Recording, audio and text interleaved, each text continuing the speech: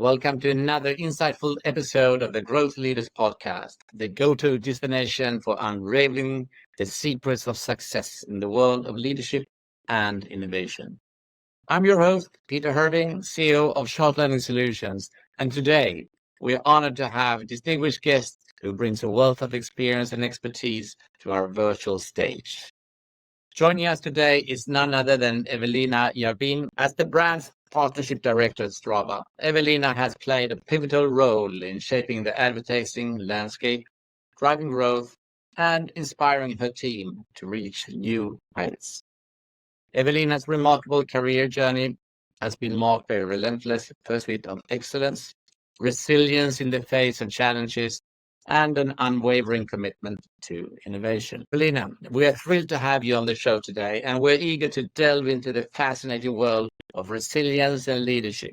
Welcome to the Growth Leaders Podcast, Evelina Jarbin. Thank you very much. I'm glad to be here, Peter. That's great. So before we dive into the role of leadership, and we're going to talk a little bit about resilience and the leadership, what is important in life for you, Evelina? Yeah, that's a very big question. What's important in life for me? I would say my family is very important. I've got two young boys and obviously my husband. So I would say that's important to me. But then work is also really important. And that's also why I joined Strava, because it is important for me to be spending my working days at a place where I really feel I believe in the mission. I feel like I have a purpose.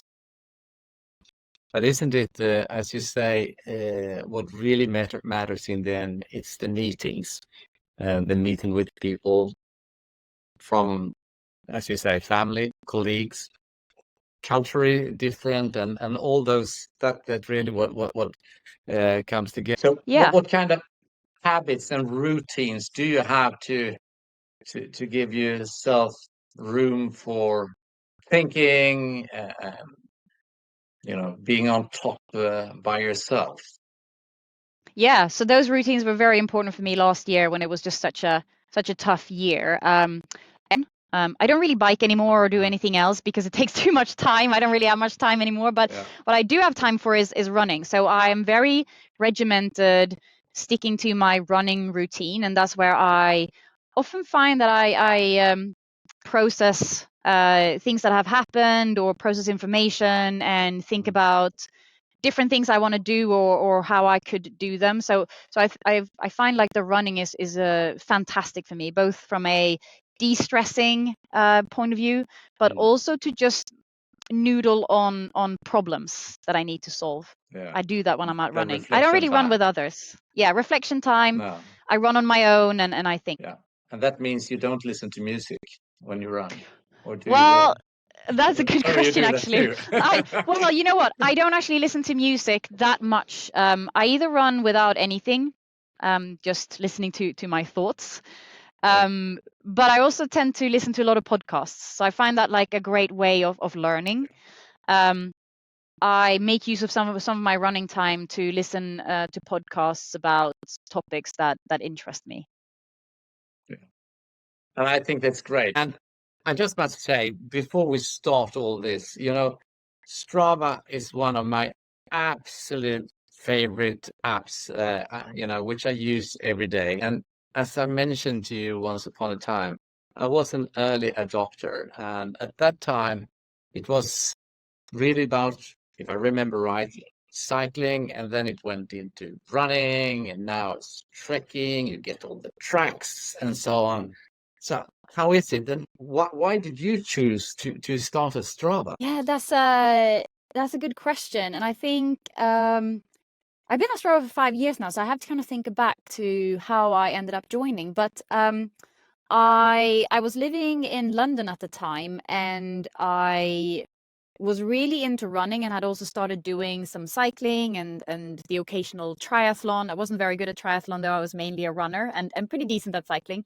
And then I came across this app that everyone seemed to be using, and I kind of started getting involved myself. And I found it really motivating and a fun way of meeting new people. my current husband, who I met at the time, he was also on Strava, so it was another reason why I want to get onto the app. So I thought it was a great community and a nice place to, well, a really nice counterbalance to the sometimes quite toxic platforms of social media of today. So that's how I kind of got stuck in, and then I saw that there was an opening for a brand partnerships role in Europe 5 years ago, and I decided to take the plunge and join. Oh, that's great. I think for many people, this is if you do daily or weekly or whatever, it started really with the guys and girls who were into it. But now I see, people use it. I'm gonna go out walking, and then you get the how many kilometers, miles, whatever you've done, and so it's really for everyone today. So that's one of the reasons I just love having you here. And did you start off as a director already from the beginning, or have you had a path here within Strava? Yeah, I have actually had a bit of a path. Yeah.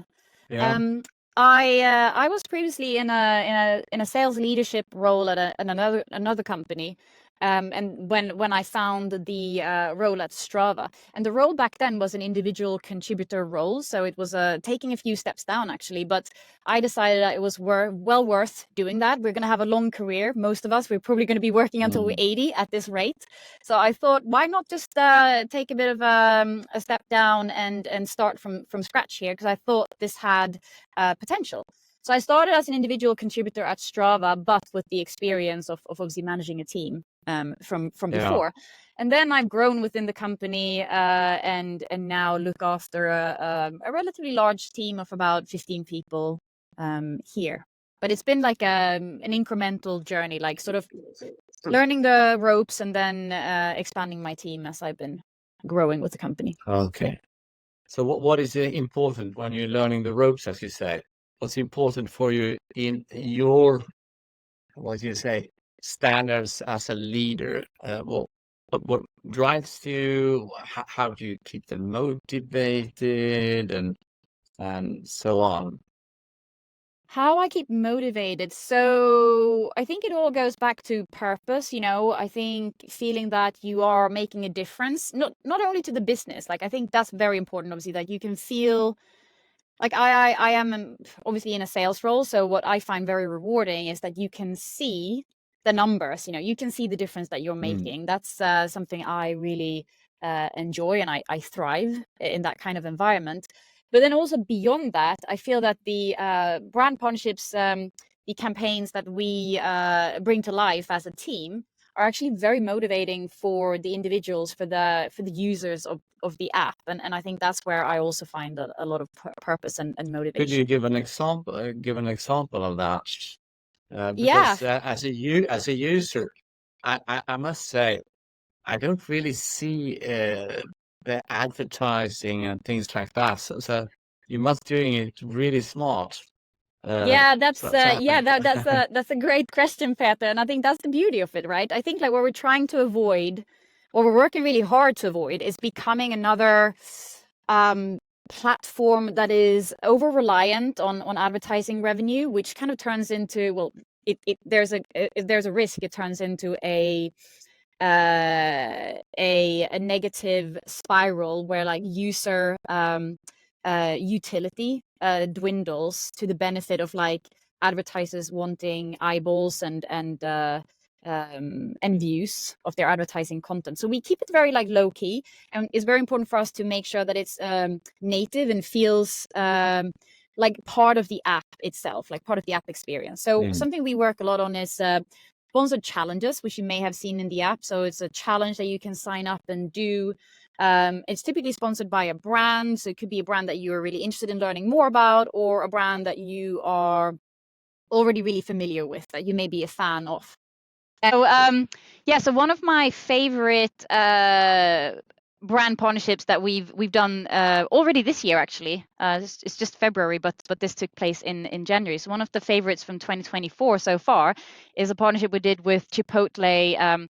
a fast food chain in the US, and they do fast food, which seems maybe contradictory to what Strava is all about, but this is actually pretty healthy fast food. So enabling you to eat healthy on the go.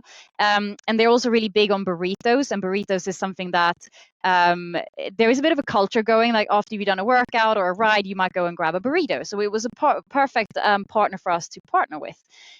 And we worked with them to create sponsored Strava segments across the US. So a segment is a very popular feature on Strava where you can compare yourselves to yourself to others, but also to yourself over a stretch of road. You can, for instance, see like how fast did I run the 500 meters in the park that I usually go around. We also have something called a local legend, so you can become the person who has run a certain segment the most times. So I like this that. I part, always get that.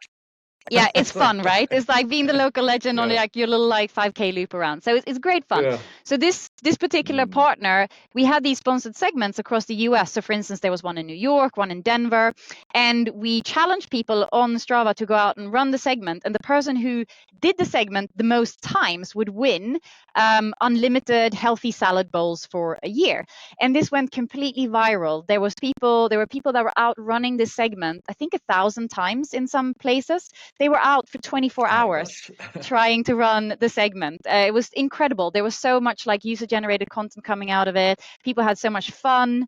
And it was Mm. truly a great example of how a partnership, something that is in some ways advertising, actually went a long way to motivate people to get out and do something in, dark January. I think there's so much to be learned about this into other industries also, how you build in the advertising into activities and all that.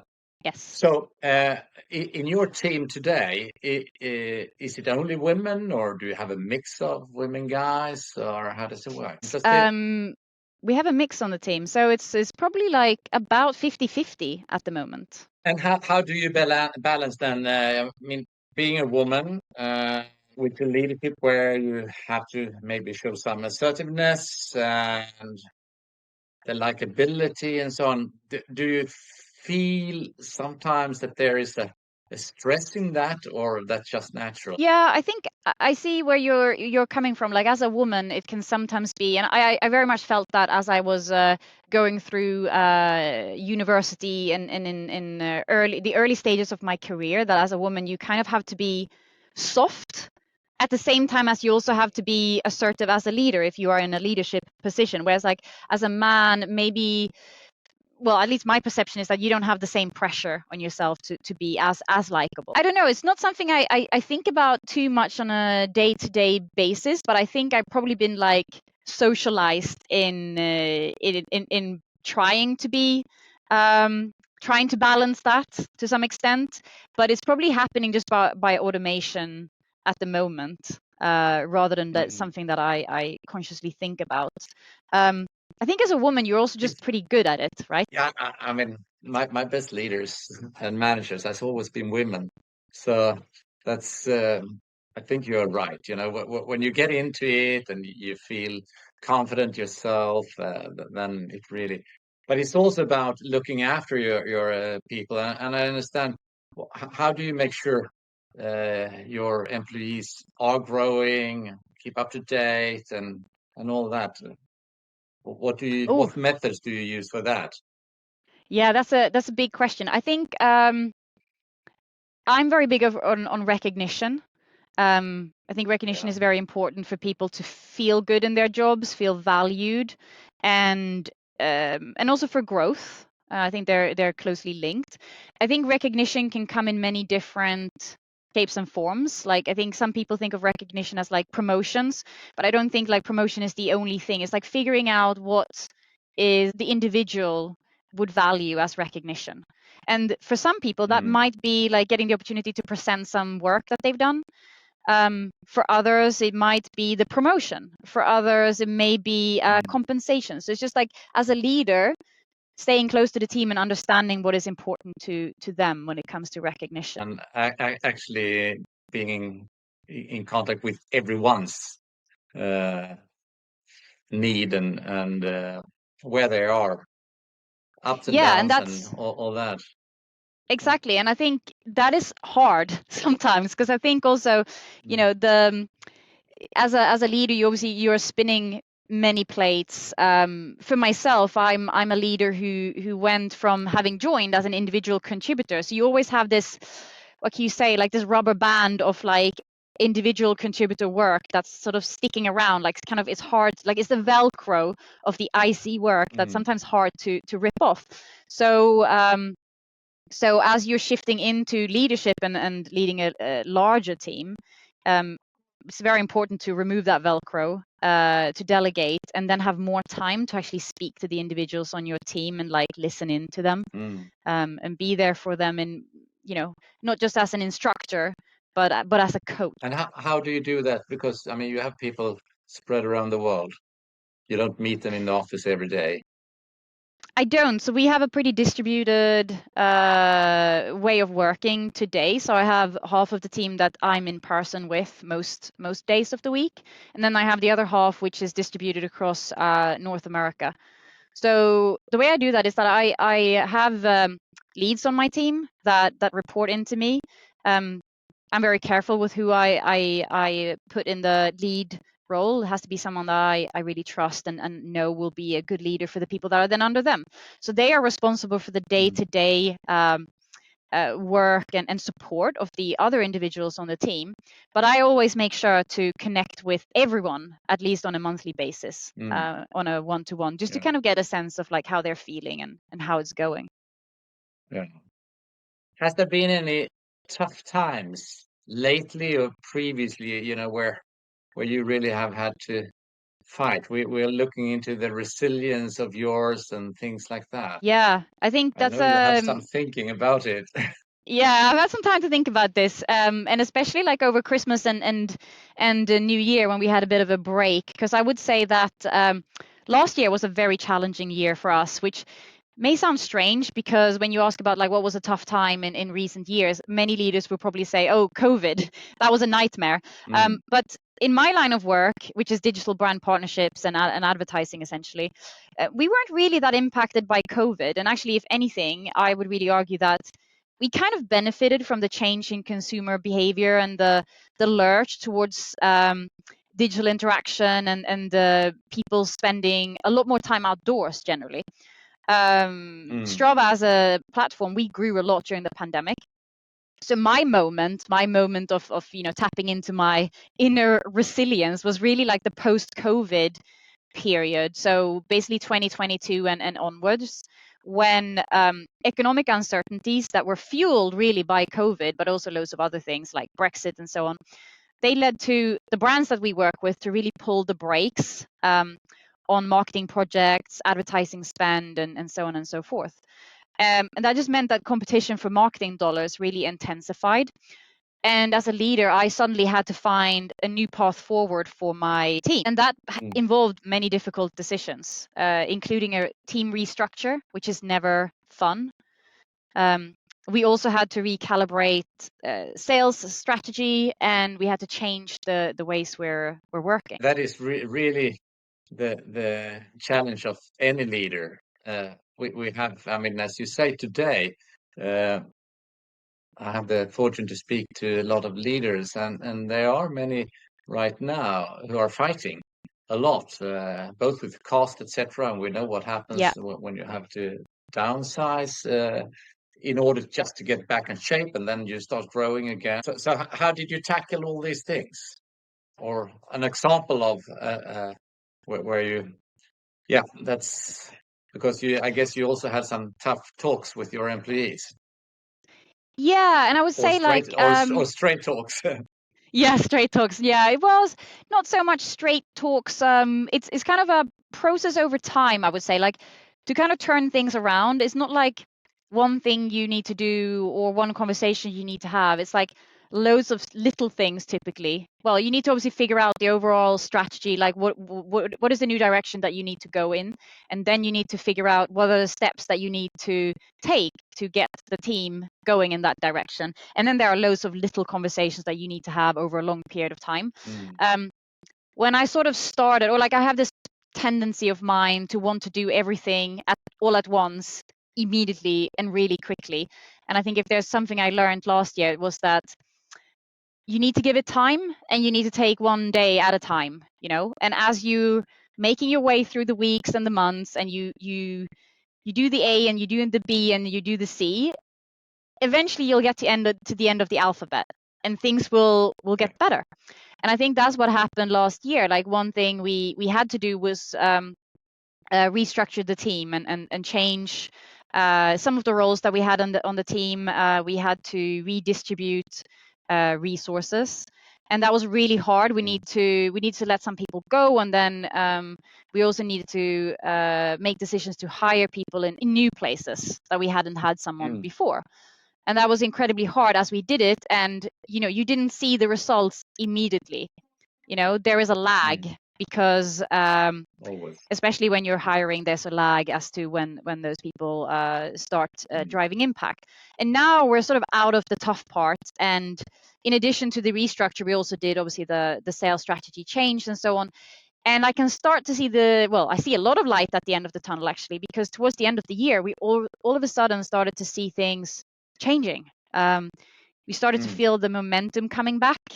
And that's just an incredible feeling, like when you have had a hard slog over many months and you've been sort of doing what you thought was right, but you always have that doubt in the back of your mind, like, is this really right? Like, are we seeing the results? Is this actually going to pay off? And then when it turns, it's just magical. I can hear also you got some great leadership lesson there, and one of those which you are addressing, which many forget or maybe haven't had the experience, and that is actually working with time, not against time.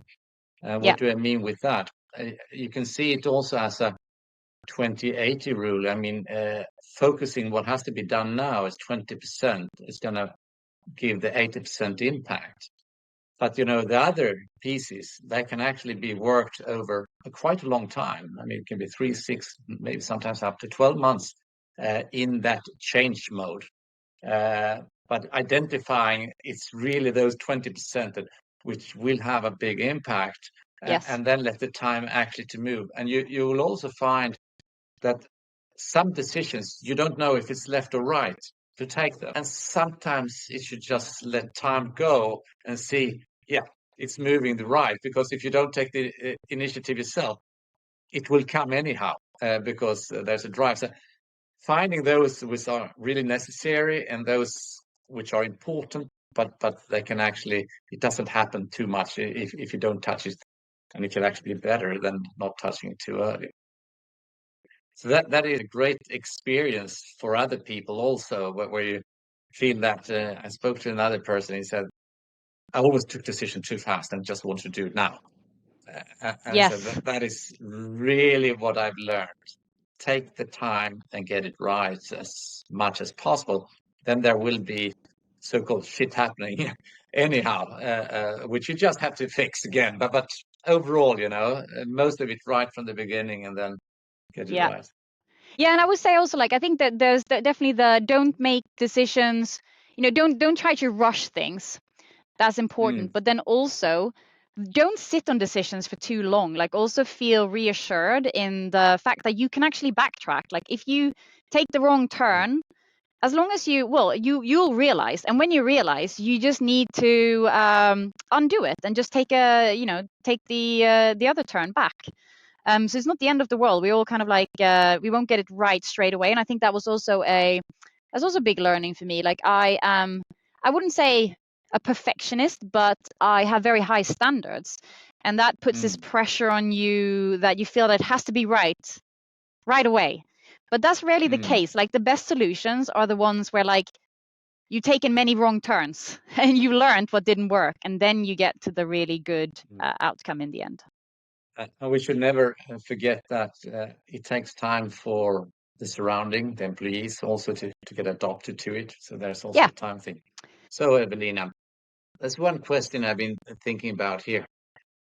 Is there anything if you look back into your career, which you can see has formed you as a as a leader, or your behaviors toward other people as such? Yeah, there is this one moment that I often think back to, actually, that's really shaped me in some ways. I was studying at business school in France for my master's, and I was on a course with students from loads of different countries. Many of them were French, and we often did group work. Me being a pretty ambitious student, I was always the driving force in many of these groups. And after one of these projects had been finished, one of the male students that I was actually a good friend with walked up to me and said, "Lena, I just want to say this, like, you're really great, but you are really bossy." and all the other girls in the course, they also think you're really bossy. And he said it in a distinctly negative way. Like, there was I couldn't miss to understand that this was definitely a negative. It wasn't like, "Oh, great, you're bossy, you're going to be a great leader one day." And it really shook me back then. I was quite upset by having heard this, because as a woman, being told that you're bossy is awful. But I think I turned the experience into an advantage for myself, or a learning, because I do think that I was probably quite pushy, and like, my ambitiousness probably shone through in a way that, like, I was driving my teams during group work pretty hard. And this piece of information, it did mean that going forward, I was smarter with how I got people to do things as part of this group work. Was this about the way they thought you were listening, or was it more in the driving things? Because normally they go a little bit hand in hand. When people don't think you're listening too much, then you can get that reaction too. Maybe. That is possibility, because I was definitely listening a lot to them, but because I'm quite a driven and kind of pushy person, they probably didn't perceive me as listening to them. So I think it was a message that was delivered in an awful way, but the way I used it was to my benefit, to pull back a little bit, and leverage my pushiness and my drive, but also, like, making sure that people knew that I did actually listen to them and cared about what they thought. So this is really learning of life, and the better you know yourself, the better leader you're gonna be. And I really enjoyed having you on the Growth Leaders podcast show, and I really look forward following Strava. Thank you so much, Evelina, and thank you for joining us today. Thanks, Peter. Thank you very much.